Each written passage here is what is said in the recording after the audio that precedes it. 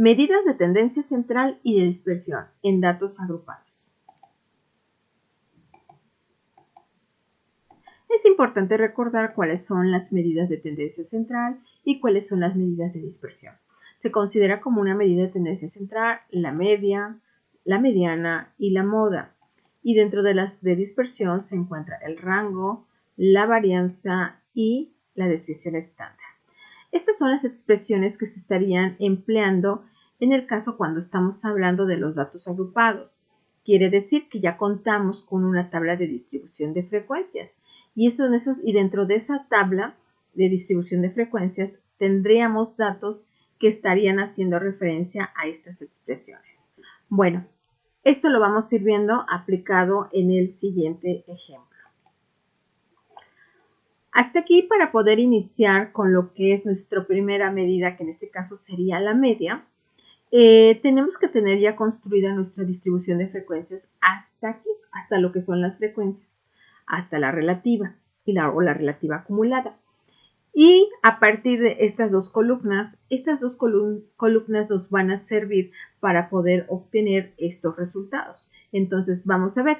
Como recordarás, este MC hace referencia a la marca de clase o también conocido como punto medio.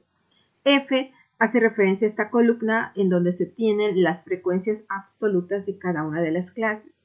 Entonces, ¿qué es lo que necesito hacer? Bueno, lo que vamos a hacer para darle continuidad a esta tabla que tú ya tienes construida es lo siguiente. Necesitas sacar el producto de esto que te está pidiendo, que necesitas la marca de clase, multiplicarla por la frecuencia absoluta de cada una de tus clases. ¿Qué quiere decir? Aquí tienes ubicado en la primera clase que tu marca de clase o tu punto medio es 72.5. Si tú lo multiplicas por su respectiva frecuencia absoluta, te da un valor de 727.5. ¿Ok? Nuevamente, 78.25 por 4 me dará este resultado. Y bueno, así lo hacemos, 94.75 por 7 me tiene que dar este resultado. ¿Ok? Ya tengo los resultados de estos productos por cada una de las clases. Entonces ahora lo que tengo que hacer es sumar todas estos resultados que obtuvimos en cada una de ellas. Ahora, ¿para qué me va a servir esta columna? Bueno, esta columna es tu parteaguas para poder determinar tus medidas. En este caso, la media. Esta tabla es muy importante y es la que te va a ser el parteaguas. ¿Qué quiere decir? Bueno, como observarás, para poder determinar la media, en este caso, la expresión es la siguiente. ¿Y qué te pide? Necesito la sumatoria de ¿qué? Del producto de la frecuencia por la marca de clase. Y la frecuencia por la marca de clase no es otra cosa que esta columna. Este valor es el de la clase 1, clase 2, clase 3, clase 4, clase 5. Entonces, aquí al expresarte la sumatoria de los productos se refiere a este valor. Es decir, una vez que tú obtienes cada uno de estos por cada clase, tú vas a hacer esa sumatoria. Y esta sumatoria te representa esta expresión del numerador en la expresión de la media. N ya lo conocemos. N son el número de datos que yo obtuve y que los puedo observar nuevamente aquí en el gran total de mis frecuencias absolutas. Entonces, al hacer esta operación, tu resultado te da 83.2. Bueno, con este paso tú ya tienes tu media, la media de tu distribución de frecuencias. Ahora, ¿para qué la vas a ocupar? Bueno, en la siguiente columna tú lo que vas a emplear es la siguiente expresión.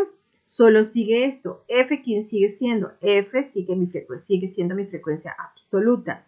MC, mi marca de clase. Y esta es la media que nos resultó aquí. ¿Qué quiere decir? Primero recuerda que debemos resolver lo que está dentro del paréntesis y lo elevamos al cuadrado. ¿Qué quiere decir? Bueno, aquí lo que te está expresando es que a la marca de clase, que en este caso tú tienes para la primera clase, tienes 72.75, dice que lo que tú tienes que hacer es restarle esa media que tú obtuviste. Entonces, aquí ¿qué tienes que hacer? A 72.75 le vas a restar este valor de la media que es 83.2. ¿Ok? Y ese resultado, no importa que te salga negativo, como lo vas a elevar al cuadrado, prácticamente se hace positivo. Entonces te va a dar un resultado. En este caso, esa diferencia te da 109.2025.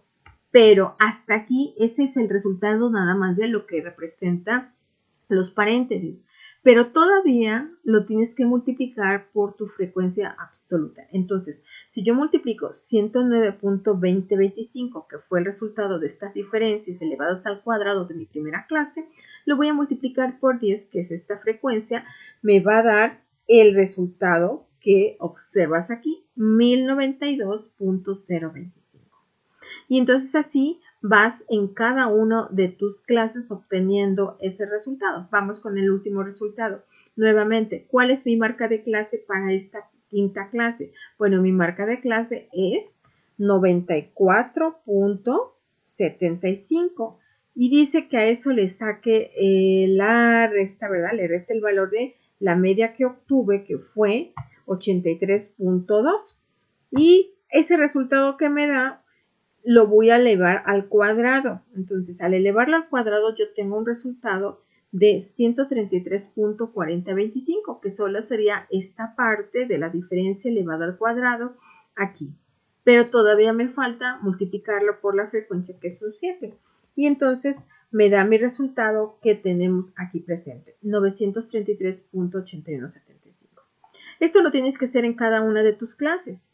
Una vez que tú lo aplicas, sumas todos estos resultados y los vas a emplear ¿para qué? Para poder determinar la desviación estándar. Recuerda que la desviación estándar es una medida de dispersión y es una medida de dispersión muy empleada. Entonces, la expresión de mi desviación estándar, ¿ok? Es esta expresión de que es la raíz prácticamente de esta expresión, mi varianza. Entonces, ¿qué voy a hacer? Bueno, como podrás observar, aquí tenemos F, que es la frecuencia y que hace referencia a esta F, que es la frecuencia. La marca de clase, que es la que tenemos aquí, y la media, que no es otra cosa que esta media representada con el símbolo y elevado al cuadrado. ¿Qué quiere decir? Que estas diferencias elevadas al cuadrado la tenemos aquí y multiplicada por la frecuencia. Esto lo hicimos por cada una de las clases, pero la sumatoria, este resultado es el que tú vas a emplear aquí, porque aquí te está diciendo la sumatoria del producto de las frecuencias multiplicada por las diferencias elevadas al cuadrado. Entonces, esta expresión es esta columna que tú trabajaste. Ahora, tu sumatoria ya la tienes aquí, la vas a emplear y lo que vas a hacer es sustituir n, que son tus datos, y esta expresión que ya viene menos 1. Sacar la raíz y entonces dice que tú tienes una desviación estándar de 9.02. Ok.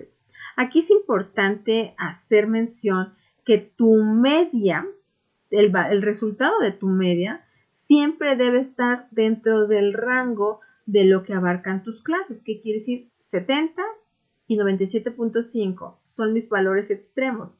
Y este valor está dentro de ese intervalo, dentro de ese rango, ¿verdad? Que tenemos aquí en valores. Pero, ¿qué pasa?